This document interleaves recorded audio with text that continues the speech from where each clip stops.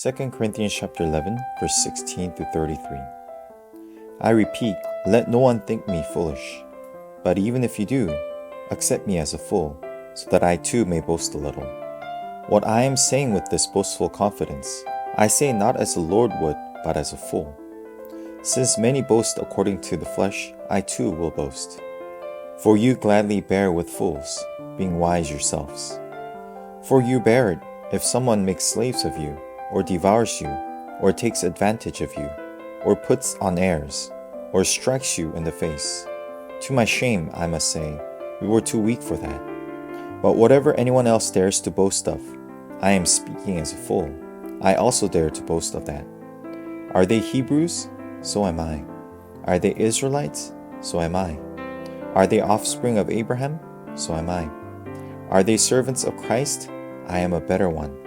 I am talking like a madman. With far greater labors, far more imprisonments, with countless beatings, and often near death. 5 times I received at the hands of the Jews the 40 lashes less 1. 3 times I was beaten with rods. Once I was stoned. 3 times I was shipwrecked. A night and a day I was adrift at sea. On frequent journeys, in danger from rivers, danger from robbers, danger from my own people, danger from Gentiles, danger in the city, danger in the wilderness, danger at sea, danger from false brothers, in toil and hardship, through many a sleepless night, in hunger and thirst, often without food, in cold and exposure. And, apart from other things, there is the daily pressure on me of my anxiety for all the churches. Who is weak, and I am not weak? Who is made to fall, and I am not indignant? If I must boast, I will boast of the things that show my weakness. The God and Father of the Lord Jesus, who is blessed forever, knows that I am not lying. At Damascus, the governor under King Aretas was guarding the city of Damascus in order to seize me. But I was let down in a basket through a window in the wall and escaped his hands. In today's passage, Paul's deep longing for the Corinthian church to recognize their foolishness in accepting teaching from false teachers leads him to become like such fools in order that he may help the church see their mistake. 1 Corinthians chapter 9 verse 22 says, To the weak I became weak, that I might win the weak. I have become all things to all people, that by all means I might save some. When the false teachers came, they came boasting about their lofty qualifications in order to take advantage of the church. Corinthians cared much for the earthly status and qualifications. So when false teachers approached them pompously waving their qualifications, the members of the church were quick to accept them. To such foolishness, Paul became foolish and shared his earthly qualifications as well. There was no one who was more qualified than Paul, in an earthly wisdom, to teach the Corinthian church.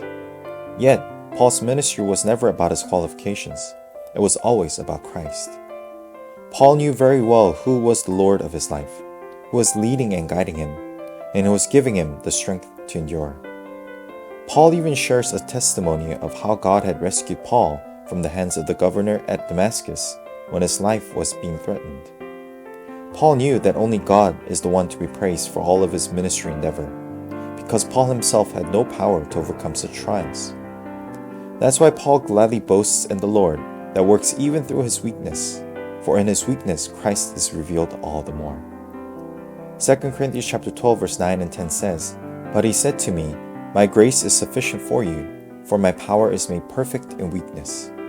Therefore I will boast all the more gladly of my weaknesses, so that the power of Christ may rest upon me.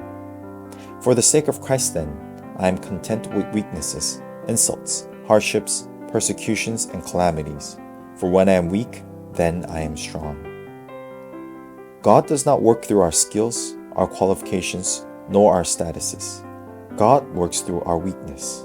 For when we're weak, God's strength is displayed through us. As we meditate on today's passage, let us be glad of our weaknesses, for God's sufficient grace will work in our weakness to bring forth His perfection, so that the power of Christ may rest upon us.